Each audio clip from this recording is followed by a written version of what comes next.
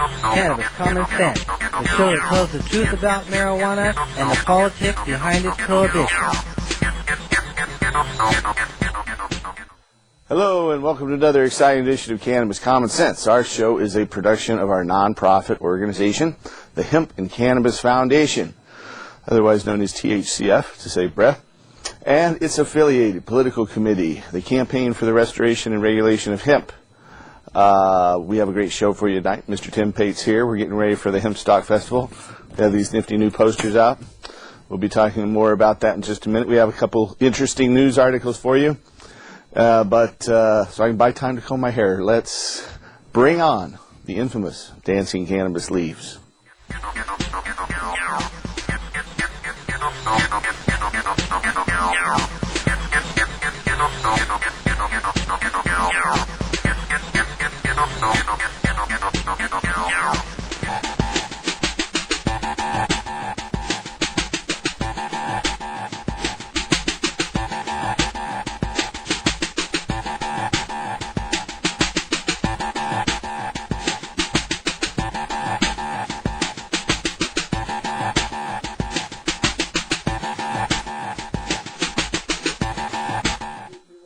Where's the powder girl? I don't know. All right, our first story is from the New Mexican, out of New Mexico, of course, and it's written by a former Oregonian reporter, Steve Terrell. Governor Bill Richardson of New Mexico lashed out at the Bush administration on Thursday over this week's arrest of a wheelchair-bound Eddy County man who was certified by the state health department to possess and use cannabis for medical reasons.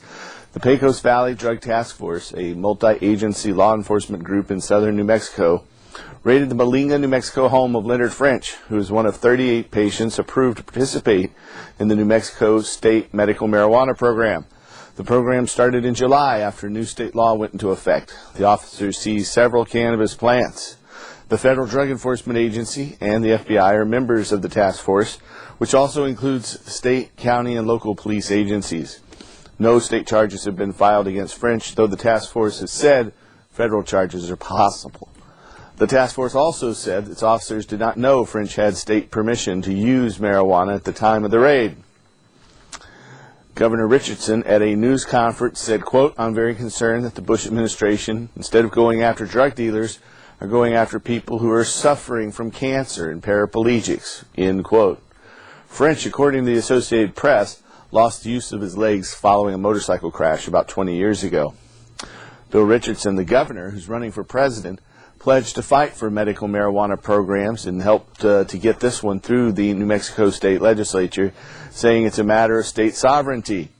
Richardson said, quote, "We're preparing legal options," though he didn't specify what those options are. All 8 Democratic presidential candidates have pledged to stop federal raids on medical marijuana patients in the 12 states with laws allowing the use of marijuana to treat medical conditions. Earlier this month, Richardson sent George Bush, our fearless leader, an open letter urging the administration to change its misguided policy and wasted resources spent to intimidate states trying to implement medical marijuana programs. Richardson was asked about for comments this week by Santa Fe County Commissioner Harry Montoya, who said the state law sends a mixed message to young people. Richardson praised Montoya as a good public servant, said he represents a portion of the county that's racked with drug problems. "I'm not for decriminalizing marijuana or legalizing drugs," Richardson said. The medical marijuana law was tightly drafted to prevent abuse, according to Richardson. The state health department announced earlier this month it would not implement the law's provisions for the agency to oversee the production and distribution of marijuana to eligible patients. This was due to concerns over the potential for federal prosecution of state employees. Richardson subsequently ordered the department to resume planning for the medical marijuana program, and a public hearing on the matter is planned for this fall. This was an article from the New Mexican, written by Steve Terrell, published yesterday, August 30th, 2007. Our last story tonight goes into the medicinal use of cannabis. And, well, actually, it's not there. So that's actually the end of our hemp news segment for tonight. So we have Mr. Tim Pate here. How are you doing, Tim? I'm doing well, Paul. Good. I know you've been real busy this past week. This has been an interesting week and an up and down week. It's been. I lost a good friend. We lost somebody who was going to come and help Meryl us Draper, at our Hemp Fest. Yeah, Meryl Hip Draper. Fest organizer, So, died in a motorcycle accident. You told me. He died in a motorcycle accident this last Tuesday. And so I know that up in Seattle they had a memorial for him today. And since this show runs in Seattle, we would definitely want to pass on our condolences to his wife and 4 children, and just let them know how much we're going to miss him, his smiling face at all the events, and how much help he was. And he would have come and stayed at my house. So it's truly a deep loss to a lot of people, and I know that. But anyway, so I'd like to do a song for Merle tonight. All right.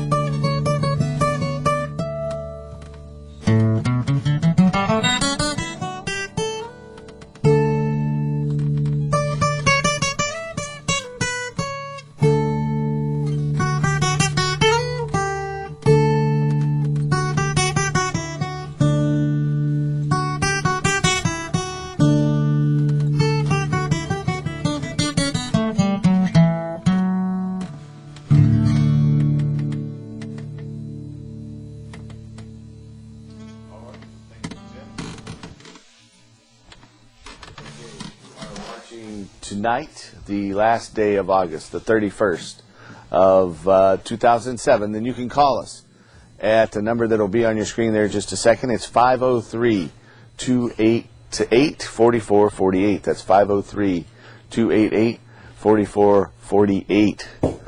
Apparently a couple of our cameras are not in there, but they'll get up. Anyway, how are you doing this week, Tim? You came on real quickly there. I on did. Full camera and everything. Yeah, well, why not? I don't know. We're cable access, so we can are. get away with it. I'm here now. Be Yeah. here now, as they say. And I think that's an important thing, to be here now. That's true. Besides that, my heart goes out to Merle. As Ram Dass said. As Ram Dass Wrote. and he meant, too. He meant it. And he's Be still here out now. there Definitely. on Maui, I think.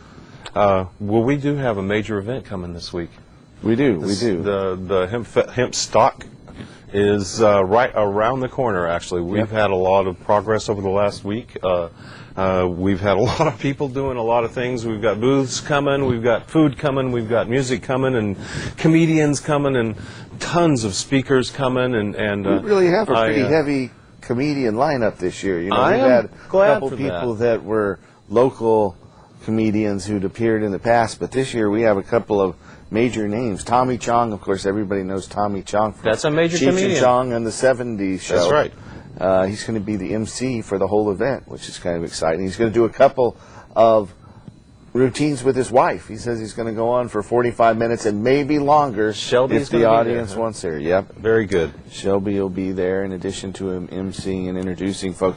Then there's Derek Cameron, who's appeared on HBO and is kind of a real good comedian who's pretty famous and not in the vein of Eddie Murphy or Richard Pryor. He's more of a Bill Cosby kind of a comedian, you might say. Well, Ngaio is also coming, and I am truly looking forward to spending more time with him. Now, I'm not that familiar with him, I but am. everybody who knows him says he's really funny. He is funny, and he has a great on-stage presence, and he dresses impeccably. I'll have to say that. So that's always a good thing to have somebody who looks so good and and puts on a good show. He's a very funny man. He is. Well, we've got a pretty nice poster that's out there, and it's an ad. We've got some radio ads running. Chance to see this. Yeah, it's pretty decent there. Maybe we can get camera 2 to pick that up. I know they're trying. And we've got a number of bands. There's Bingy and the Seventh Seal will be providing reggae. They're going to be our only reggae at Los Marijuanos, which is a really great, multi-talented group that can do all kinds of things. Will be playing. You, of course, I will be. Will be opening and on the stage quite a bit. The State of Jefferson, who did a great job last year, is going to be back with this I Shall and the Circle of Light. I heard that's a really good band. They are, and they're also reggae. Oh, they are? Okay. Yes. Okay. The Herbivores, which is the house band of the Seattle Hemp Fest. For many years. Jim Matheson. And his whole group. He's bringing down his whole troupe. Yeah. So I'm truly looking forward to them playing. Yeah, that is, and Late Night Freak Out Odyssey. That just says it all right there, doesn't it? Yes. And speaking of speakers, there's Jack Hare, who is the Emperor of Hemp, as many of our viewers know. Yes, he is. And we have Vivian McPeak from the Seattle Hemp Fest. I think we've got a speaker coming from the ACLU, and we're really grateful to the ACLU because without the ACLU, this event probably would not have happened. The city had refused to issue us a permit and wouldn't communicate with us anymore until the ACLU sent out letters threatening legal suits and giving the grounds for which they could win those legal suits. The city changed its tune right then and said, oh, we never quit negotiating, which wasn't true. We also have Bill Drake, who is the author of a lot of the seminal books of cultivation here in the United States. I've got one here since we got the camera closed on camera 2. Here is Bill Drake's book. This is a $2 copy from 1970, I believe. The indoor the Cultivator's Handbook of Marijuana. One of the first. That's cool. This is a long neglected fellow in our movement who will be coming down and ready to sign autographs for. He sold millions of books there in the early 70s. Well, and $2. the mainstream press. That's a great price. That is. Well, back then, that was a lot. I know it was. That wasn't a cheap book by any means. No. Also, let's see, Past Margot is going to come, and also the Sinners Club.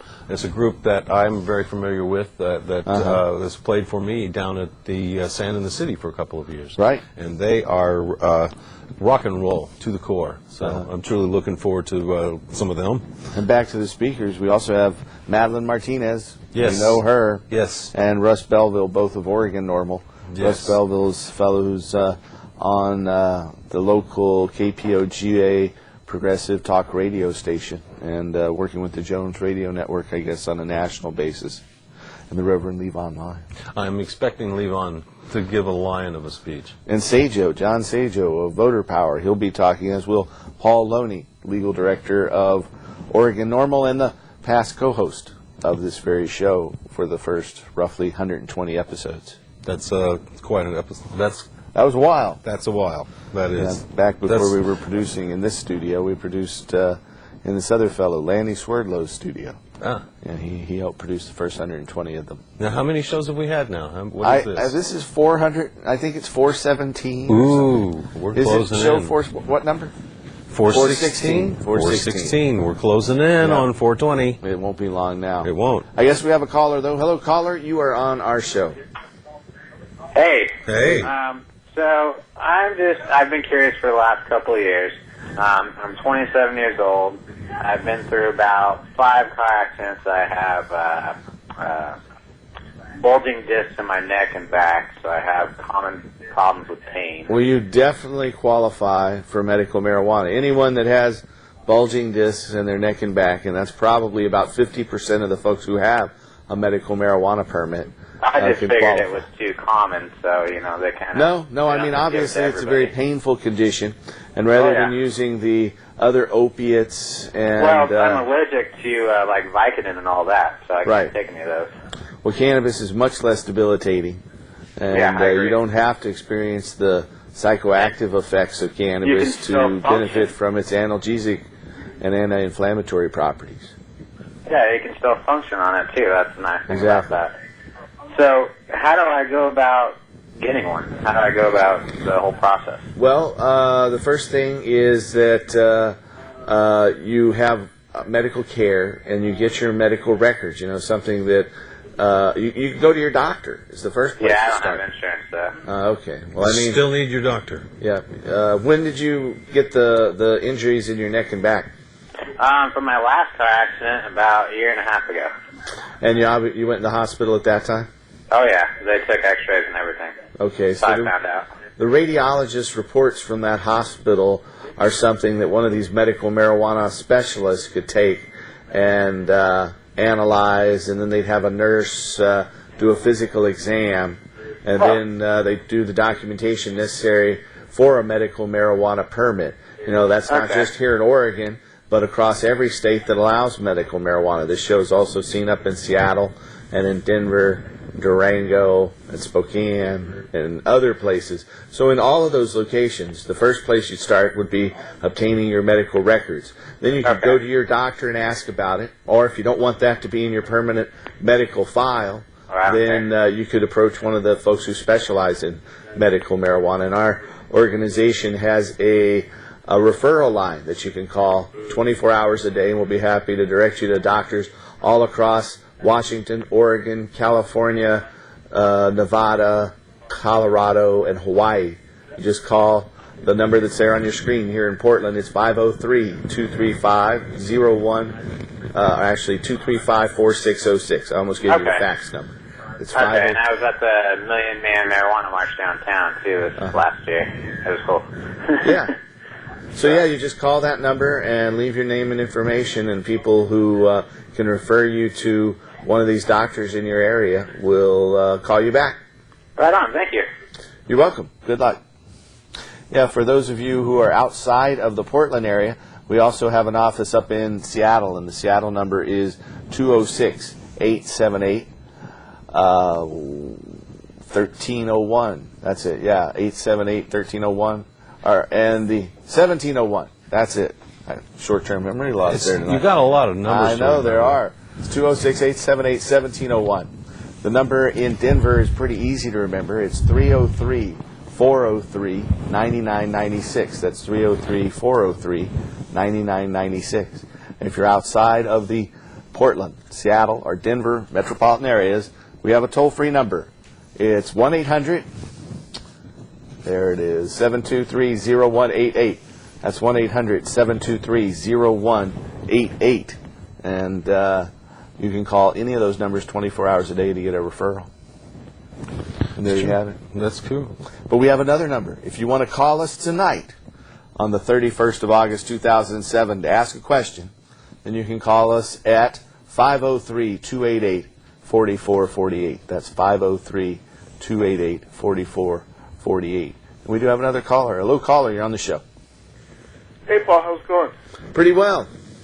Cool. I just want to, thank you, man, for everything you do, and I guess, you do it at great personal risk and expense to yourself, and it's very cool, man. I dig it. Well, I appreciate it. I keep trying. You're welcome, and that song. I dig Tim's music, man. It's like I don't know how to describe it except for just like beautiful campfire music, and like that song he did for that Cabanero tonight. Yeah. That was nice, man. Thank you. I was thinking about that because he's like only a year older than me, and it's like a trip, because Yeah. you just you gotta, life can end any moment. That's right. Any He's moment. out having true. fun on a motorcycle. And Well, actually, he was coming home from work and he had a heart attack on. Is the that what it motorcycle. was? Yeah, that's what they think happened. And well, doesn't but sound fun. that wasn't fun. No. Well, Gotta work. But it just happens, man. Whatever the cause. You know what I mean? it's true. Life is short, and we have to appreciate what we have. And one thing about our circle of friends is that so many of them are so sick, and we lose so many of them all the time. And I'm grateful that we have the moments we do with these good friends.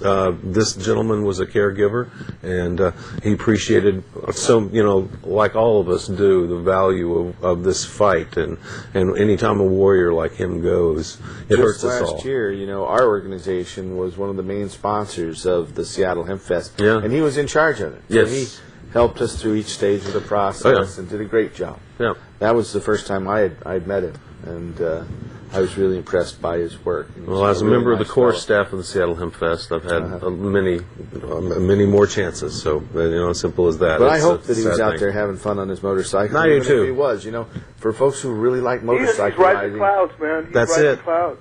That's right. He could do it. He For could do it. folks who He's really riding the love clouds, motorcycle brother. He's riding the riding, clouds. they wouldn't want to go any other way. I have to agree. It's That's funny probably you guys true. were talking about, like, kind of in the same vein. You were talking about Ram Dass and stuff like that. So I guess it was like Be Here Now and stuff like that. He was like relating a story about, stopping at a gas station, and talking to the gas station attendant. And you could either have the gas station attendant pump gas as just a service, or you could like relate to him as a person and have this whole experience with him and stuff like that. That's true. So that's kind of what you guys do for me. Thank you. Thank you. You kind of Keep trying to bring the information out there. You don't just like pump information. You kind of you kind of have this experience with your viewers. I guess for me anyway, that's how it is. Thanks, man. Well, hopefully you'll come down to our event next weekend. Should be a lot of fun. It's free, and what's better than that? That's true. Yeah, we got. I would like to be there, but I'm going to be heading out of town and. Okay. Enjoy it and have a safe trip. Well, maybe next year. My thoughts are with you. We will have some clips of it on this show, and we'll do some interviews that we'll be playing in the months to come. That's true. The band On Cue, I forgot to mention them. They're going to be playing. Great. I know, and also we heard from the First Nations. Oh, great. They're going to close They'll and open begin the ceremonies again? Yes, they did will. such a great job at it last year. Yes, we they had will. Some Native American tribal members up in Washington State come and open and close the festivities, and look forward to making that Me too. a ritual. I do too. This year they opened at the Seattle Hemp Fest and they played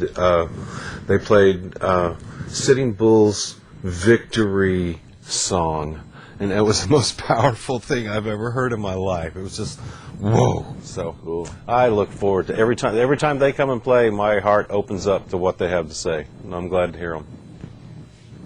We want to thank you for your call. Appreciate that. If you're out there and you want to call us tonight, then you can call us at 503-288-4448. That's 503-288-4448. Hey, it talks about how our show's up on YouTube. A friend of mine had me look up hemp on YouTube.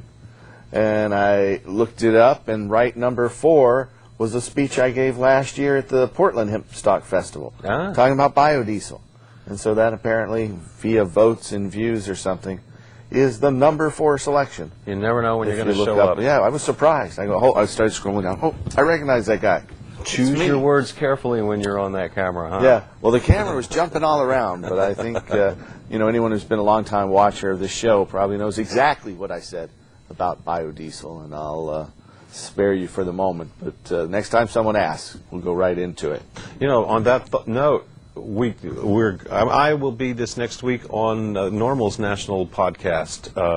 We're going to do an interview on Tuesday. I don't know what day. It may be Tuesday. It may be later in the week. But we'll be talking about Hempstock and everything that we've had to do to get Hempstock this year, and everything coming up to that. And I would like, on a side note, if you don't mind, since we're on television right now, I'd like to make an announcement. Go right ahead. Oh, thank you. I've received official notification from the Guinness Book of World Records that they are going to sanction my attempt for a world record at pumpkin carving this year. So, all right, I'm going to attempt a world record. World record large pumpkin carving. I will be attempting the quickest time to carve 1 ton of pumpkins. That's what I will be attempting. We'll be doing it at Chinook Winds over in Lincoln City on the 21st of October. So if any of you are experienced timekeepers, I'm looking for an experienced timekeeper, and I'm looking for 2 celebrity unremittent witnesses who would be willing to stand there while I do this monstrous deed to these pumpkins.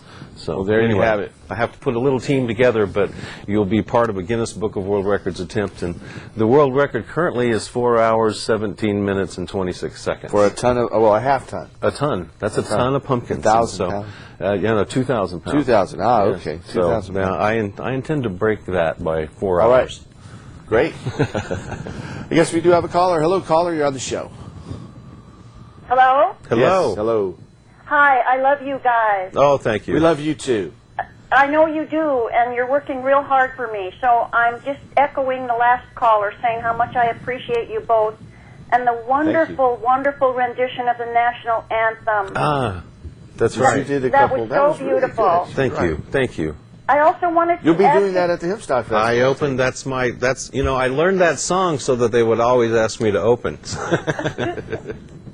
Have you reminded people that you're having a meeting this Sunday at 4 o'clock at Selwood Park? That's great. Thank you for bless you and salutations. For all we're having a folks who meeting. want to volunteer and be part of the Hempstock Festival staff, we can use all the volunteers we can get. Yes, we can. We will be down at Selwood Riverfront Park, the base of the Selwood Bridge on the east side, next to Oaks Park at 4 o'clock this coming Sunday, the 2nd of September. And that'll be our kind of training to get ready. And We have a job or two to do. We Are have you to gonna hand be out there? some things.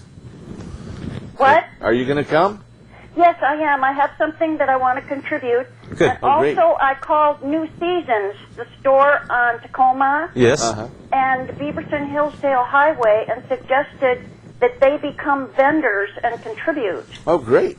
Because you turned me on to the hemp products, and they have a lot of good stuff at New Seasons. That's hemp true. stuff They that do. I've really benefited from. It's That's a good very idea. healthy. You know that hemp foods are among the healthiest things you can consume. They have the essential fatty acids and nutrition and protein in perfect balance for human nutrition and health. One thing I've noticed over the years at the Seattle Hemp Fest, because I was there when we started back in '95 at Myrtle Edwards Park, and we didn't have any booths then, and each year the booths get more sophisticated, the booths have more ability to show more products, the products seem to be refined, the clothes are nicer, there's more selection. Each year there's just more and more and more and better. And so you're going to find that same thing here. Your idea is a great idea. We need to get as many people who are selling in their mainstream stores hemp products so that we can show the world this is a mainstream item now. There are so many people who rely on this on a daily basis that why not come and join us when we do celebrate and have our free speech festivals. So I like that idea. Thank you. Well, I was impressed that everyone at the New Seasons Beaverton Hillsdale Highway knew so much about hemp, and I was very impressed that those fatty acids can be taken in through the skin with a lotion. Yeah, education's working. Yeah. It is. I'm really grateful, you guys. I love you, and I'll give you a big hug when I meet you on Sunday at 4 All right. o'clock at Selwood Riverfront Park. We accept I all look forward hugs. to that. Bye. Thank you. Yeah, if you're out there and you want to come down and help us with the festival, we can definitely use your help. We're going to have some professional security people there, and we have to hire some police officers as well. And we've got a meeting later this week with the Portland Police to Yes, we do. prepare Looking forward to for it. our event. I think parking and travel there is going to be pretty difficult. Let me discuss that for a minute, if you don't mind. I've been working on that all week. As a coordinator, I feel like it's been my obligation to make sure we had enough parking. Oaks Park is going to help in cooperation with our security, and we're going to be able to use Oaks Park parking lot after 6 o'clock on Saturday evening for the remainder of the evening. And that opens up at least 250 to 300 parking spots for us or more. Also, there's some weddings at the church just above the park where the hill is. But we know that those weddings will be over by 4 o'clock, and so all of their parking will be available for us too. And we're going to have a lot of other things available for us. So I'm really pleased that the locals have all wished us a good show, and they're going to try and help everything happen. It's a beautiful venue right there on the river. It's nice and cool and trees and all sorts of things. This lady's going to be donating some things. If you're out there, there's a few things that we could use. Those are bicycles. Even loaner bicycles. Sure. Would be very, very useful. It would be there. A water truck. A large RV. Something like that would be very useful as well. Just for, a couple of days. If you're out there and you can help us, then you might want to call our office. And the office number here in Portland is 503-235-4606. That's 503-235-4606. 4606. And so if you can help with bicycles, a water truck, or a large recreational vehicle, then that would be real helpful. We're going to have a number of tents. We've got a huge stage, a lot of different things. So we have another caller, too. Hello, caller. You're on the show. Hi. Hello, sir. I'm wondering, once I get my permit, I'm having trouble thinking of how am I going to get the medicine. That seems to be a problem. I don't know anybody that grows it, and I don't think I have the capabilities, the resources to do it on my own. Are these meetings, would I be able to meet someone that possibly could help me with that? Yeah, well, Oregon Normal has monthly meetings where patients and caregivers it's a membership-only organization. You know, an attorney, Paul Loney, came up with the method by which they could help patients meet caregivers and how they could give out plants. And so they decided to make it a member-only organization. However, the dues are pretty reasonable, and once you pay them once, you can come in, I think, all year long. So that's a once-a-month meeting that happens on normally the second Saturday of the month. Now, this month, that would be the 8th, so I believe that since that's the 8th, then we're going to have our Hempstock Festival. This month only, it's going to be on the 3rd Saturday, which is the 15th of the month. And so, 8th and the 15th. And that's going to be at the Mount Tabor Theater at the corner of Southeast 49th Avenue and Hawthorne Boulevard, right there in central southeast Portland. It's a nice venue. I know the doors close promptly at noon, so you want to try to be there at about 11:30. And I've seen people start lining up much earlier. Earlier than I that. think they don't open the doors except between 11:30 and 12. Just because of space limitations. Only a couple hundred people can fit into that place. And so just get there early, and then... exactly. One of the things we do at that meeting is during the meeting, we asked, is there anybody in the audience who is a caregiver looking for a patient? And are there any patients looking for caregivers? And so there's usually an opportunity for people to hook up. And if you can't grow it for yourself, you need to find a caregiver. And another thing is there are some other... I'm afraid that there won't be anyone available, and then Hey, you're going to have to live with that fear. We all do. Sometimes there isn't. It is a reality for a lot of patients that they can't find a caregiver. Caregivers aren't always able to meet the demand. Until these laws are cleared up, it's going to be that way. Yeah, it's best if you have a family member. If you can't do it yourself, which is the best option, then it's best if you have a family member or a friend, someone you know and trust, who can be your caregiver. But in lieu of that, there's Oregon Normal, and there are other organizations out there as well. It's temporarily down because of past administrator problem, but we have a patient-only forum on our website that patients help each other in that regard. And there are other forums like that out there. I know Oregon Normal has one on their website, and there are some other web-based ones out there. And they'll be available. There'll be some of them available at the Hempstock Festival. So a number of volunteer that'll be on groups. Sunday. Say that again? That's on Sunday. Saturday and Sunday. It's on Saturday from 10 a.m. to 10 p.m. So these volunteer organizations will have their own booths there. For instance, Voter Power, I know, will be there, as will Oregon Normal, and a number of others. And so we'll have our booths out there for the THCF medical clinics and for the Hemp and Cannabis Foundation, other activities like this TV show and other things. So it'll be a lot of fun, and there'll be some incredible comedians. And of course, it's on Saturday from 10 a.m. to 10 p.m. and on Sunday from 10 a.m. to 6 p.m. And so it's a non-smoking event. So no, you that's can't not have true. dogs. You Well, can't. You tobacco can't, smokers. You can't off smoke on their own or tobacco, but something, it's not for anything it's else. no It's a cannabis-free or event. drugs have to. Because of our negotiations with City Hall this year, they have made it where we can't open a tent for medical users.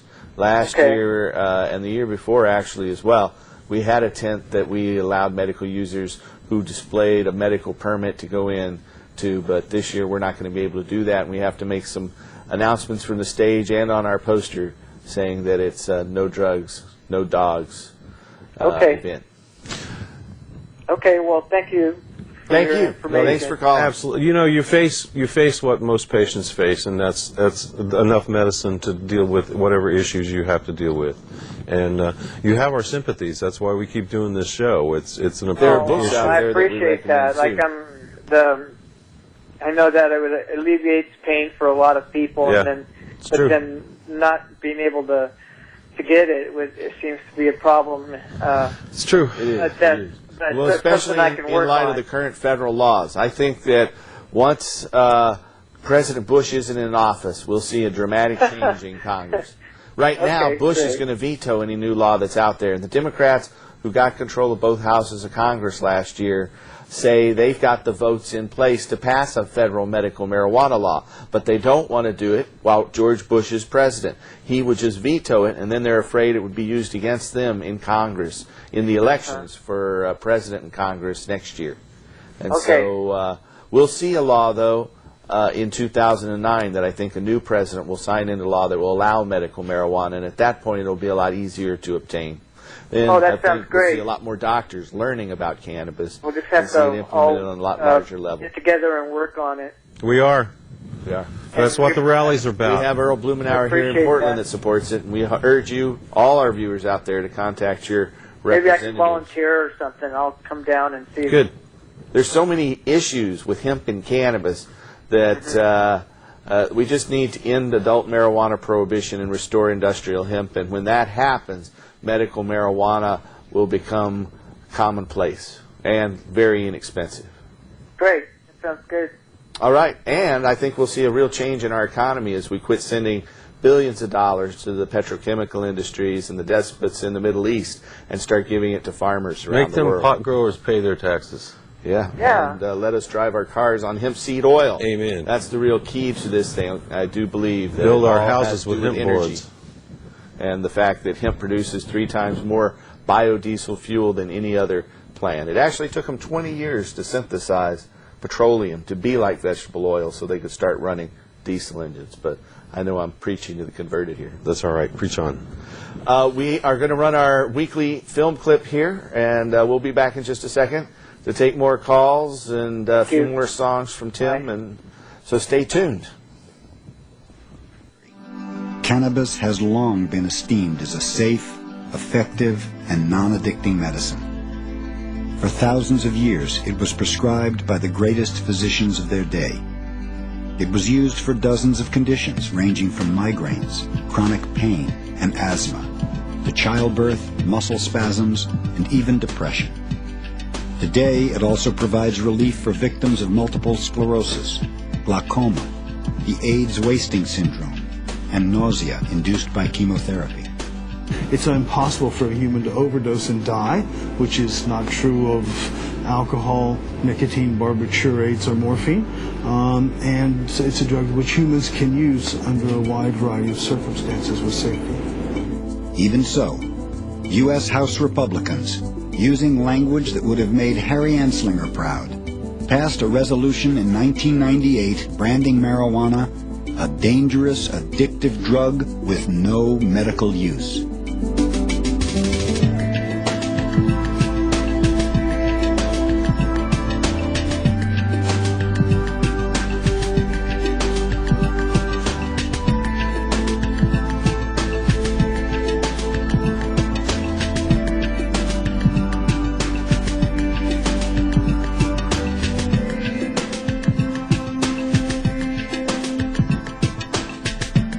They don't care if marijuana is the only drug that can alleviate your pain and suffering so that you can live longer, so that you can take your chemotherapy, so that you have a reasonable quality of life. They would rather fight the war on drugs even though they know that there are sick and dying patients being denied relief because of their position. Unconscionable. You would think that after at least a generation of really good information about marijuana being circulated, why is the war still going on? One, I think the people in charge of government today, particularly in the law enforcement sections of government, are people who are afraid of the culture around marijuana. It harkens back to the Vietnam War era, Vietnam War protests, the civil rights protests, people who are trying to change the government. But notwithstanding that people talk about how the police are not particularly interested in marijuana cases, in fact, it is their bread and butter. The war on drugs is supported in part now because we have a drug abuse establishment. Every place I turn and talk to somebody about what he or she does, he's in drug abuse treatment, drug abuse prevention, drug abuse education, urine testing, interdiction. He's a policeman, an undercover investigator, a jail builder, a jail keeper. I sometimes think there's nobody left in the United States except a few of us and all the people who are making their living fighting the war on drugs. They used to call us the land of the free, and now they call us the land of the pee, where you have to pee to be tested to be free. What a crock. All you have to do is say the word drugs, and you can change the Constitution so that it's meaningless. You can search people's homes without valid cause. You can seize people's property without valid cause. You can seize people's lives and destroy families. They talk about family values. How many thousands of families have been destroyed by these vicious laws? Not another medicine, not another drug on this planet that nobody has ever died from. Nobody has ever died from marijuana that wasn't shot by a cop.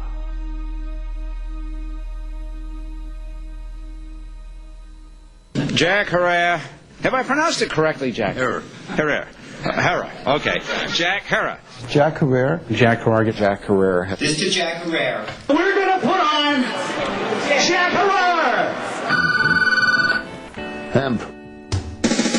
Once again, the man tell me a story about this lovely girl whose name was Jane. Cult acclaim has not made Jack. All right, that was an excerpt from The Emperor of Hemp about Jack Herrera, who's an old friend of mine. In fact, the first edition of his book, The Emperor Wears No Clothes, as I've said on this show many times, was written in my house way back in 1985. And I did a lot of research on that led to me becoming the first person to import hemp paper and fabric into the United States in several generations. But Jack will be a speaker next week at our Hempstock Festival. So you want to come down and meet the man, get him to autograph your book.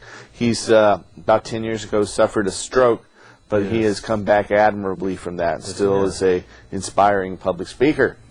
We have another caller, though. Hello, caller. You're on the show. Well, I got a question for you. Go ahead. I understand that Don's plants were confiscated in his home and that the police were requesting information on 17 of his people that he is a caregiver for, and I was wondering what the status of that is. Okay. It's kind of the other way around in terms of another guy was growing cannabis. And I'll tell you the truth here, and I'm not supposed to talk about this because it's under a grand jury investigation, but to heck with that. We have a free speech right here in this country, and I always tell the truth and try to fight oppression, especially when it involves putting people in jail for cannabis. But that said, some crazy guy out there that Don was working with apparently got arrested for growing cannabis in 2 states, and he had patients who were from Oregon. He had their permits up in Washington State. And he had patients from Washington, and he was using their permits in Oregon. And so because of that, that brought in the long arm of the federales, the federal government. And a subpoena was issued for 17 patients' medical records and delivered to me in our office at the THCF Medical Clinic. And I made that public right away, and the ACLU came in and helped us. The National ACLU office, Graham Boyd and Adam Wolf, and another team of folks, including Washington ACLU's attorney Allison Chin Holcomb. And we put together an incredible team to quash that subpoena. And so there was a hearing on that back on August 1st, a full month ago, from the head judge for the Eastern District of the Federal Court of Washington State. And the arguments went pretty well in our favor, but that hearing has not, the judge hasn't issued his ruling in that case yet. However, I can say this. Out of the 17 people whose names were subpoenaed, only 14 of them were actually patients, and out of those 14, every single one of them have been contacted, and none of them want their records to be turned over to the federal government. And we're fairly hopeful that, in fact, the judge will quash this subpoena. In fact, the federal government already has the records they're requesting from the caregiver back who was arrested. But, you know, it's a nasty little game they play, and we certainly don't want to participate in that. So we've moved to quash that, and we're fairly hopeful that the judge there for the Eastern, head judge for the Eastern District of Washington will do that. And if he doesn't, we're going to appeal it. However high we have to appeal it. And so that's the story. Now, Don subsequently was visited, as were other people whose records were requested, by the DEA. And as he said on this show, he told them in no uncertain terms that he did not think they were very nice people.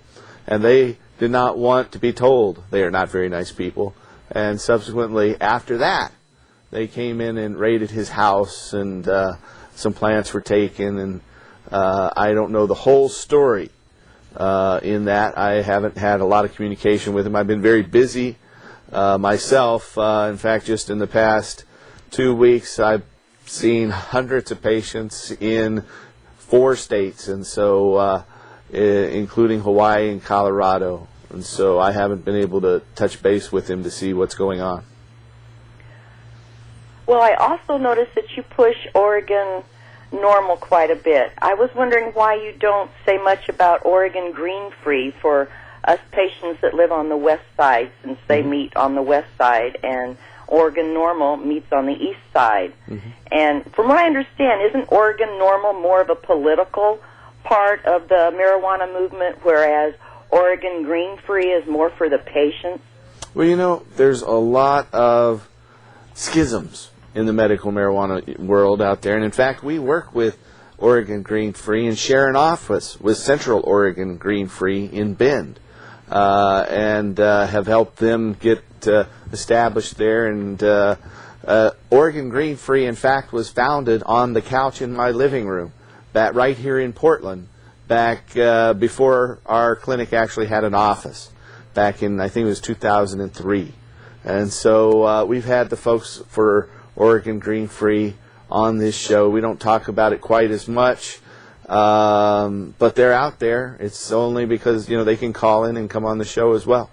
And so okay, well, thanks for the information, and you guys have a good night now. Bye. All right, thank you. Yeah, I'm not up to date on all the late. Just, well, that's part of my issue. Is I know I'm a member of Normal, and so I can speak about Normal, and, right. But I'm not a member of Oregon Green Free. I've only been to one of their meetings, and so I don't feel. I went to one of their Halloween parties a few years back. I should go to more. It's just how many things can you go to? You know, I've got 3 kids, and I have to travel all across the western U.S. on business all too often. So you can only do so much. That's true. And I had over 100 shows myself last year. But so we do share so an office with Central Oregon Green Free, and those folks out there are doing a lot of good work. Of course, they work with the Portland-based Oregon Green Free. And I didn't know they were that active on the west side. I do know they have an office over toward Gresham. So you learn something new every day. Good. I know it's a statewide organization. It's mainly an online community. But they do have offices now, so they've been growing as well. And there's others out there, too. There's this website, IGotMyCard.com, and another, more and more all the time. You know, it's inevitable in political movements. You'll see schisms. And I remember the Dr. Fred Werther, who's an old-time activist and Libertarian Party candidate here for Attorney General and Governor, said God saw there were schisms, and he said they were good. So there you have it. There's another caller, though. Hello, caller. You're on the show. Hi, is this me? It's you. It's you. Hi. Hey, guys. I've gotten to thinking about the elders and just how much good cannabis could do for them. I know I'm, well, a little bit older myself, but grew up during the 60s and 70s, so I had more acceptance. But I know that for them, you know, the war on marijuana was, you know, drugs was bounded and, you know, marijuana was made illegal during their time period. But just in personal experience, seeing the elders I have and what they've suffered through, my son and his friends actually in the family his age, when they got bad, when his grandparents got bad, they actually started sneaking marijuana to grandparents to help with their pain. Good for them. And I just am wondering if there is any sort of consciousness about an outreach to elders here in Oregon, especially to help.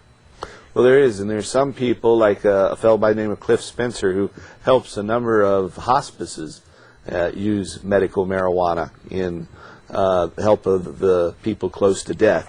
And in our clinics, I don't mean people close to death. I mean people with chronic pain that have another 20 years of this, 10,000 pills. And cannabis can greatly increase their quality of life. There's no doubt about that.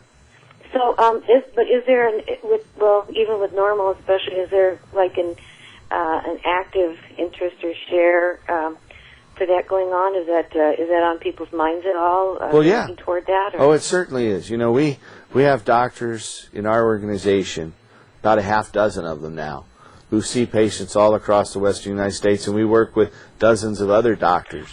And we see more and more that's patients. Where I got my script from. I don't know how I would have handled it otherwise. A lot of us don't. We're discouraged by it. But on that note. But we have a lot of folks, and a growing number of folks in their retirement years who are using cannabis, and a lot of them don't want to have the high associated with cannabis. And so we encourage them to try leaf instead of the flowers of cannabis. There's a lot of different ways you can do this. Absolutely. Exactly, and taking it orally actually works better for pain, spasms, and seizures. And all of those conditions are helped by a different compound in cannabis, and that which causes a psychoactive effect. The psychoactive effect is caused mainly by THC, and the THC is concentrated in the flowers. CBD is the compound that helps for pain, spasms, seizures, and glaucoma, and it's found throughout the plants. So patients who don't want the high from cannabis can use a compound from the leaf, and we try to teach people how to make oils, butters, and capsules.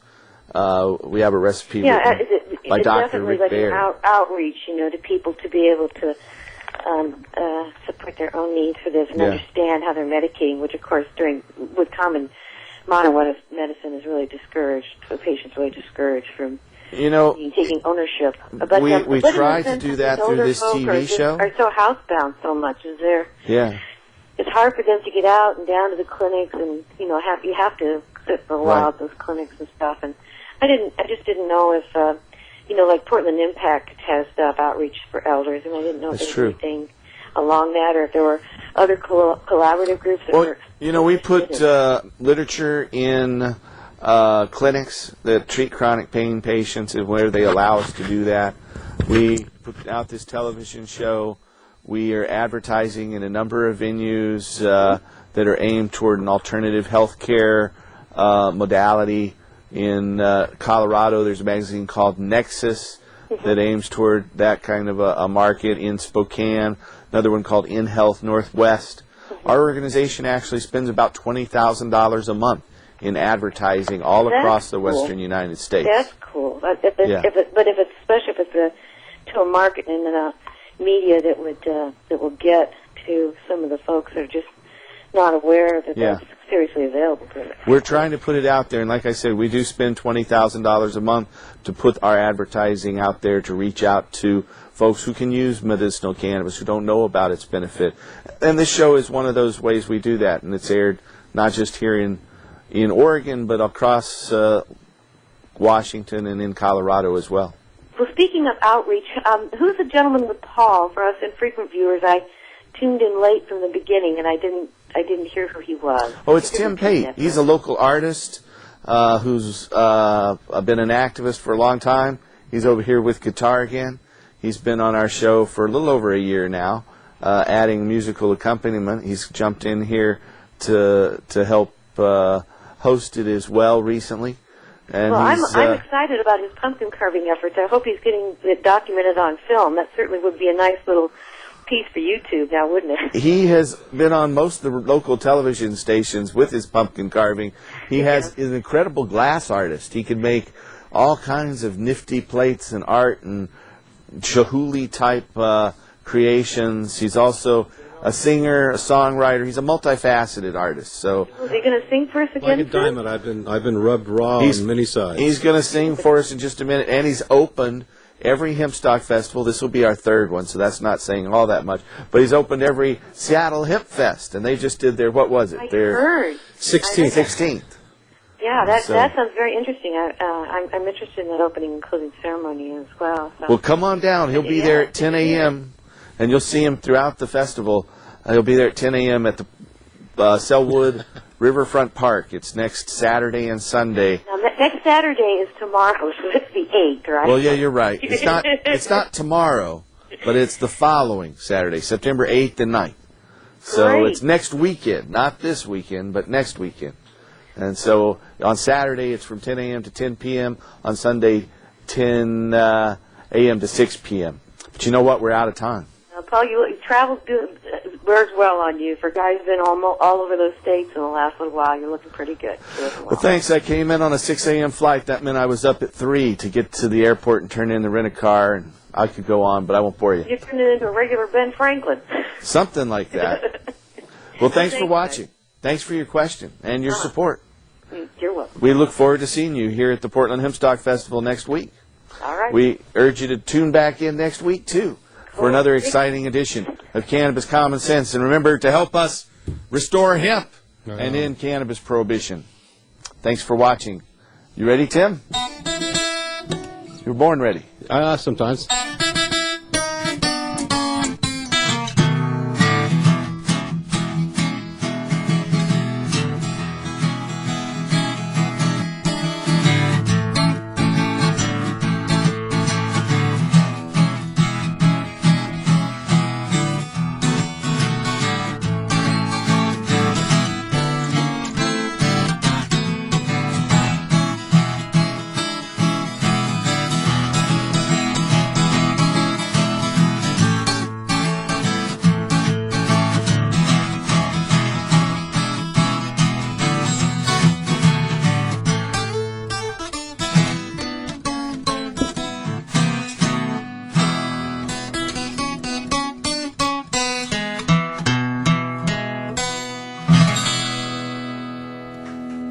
Good night, folks. We'll see you next week. Don't forget to shop out.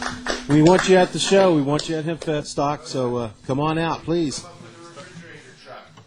We need a refrigerator truck. And then we'll have somebody in our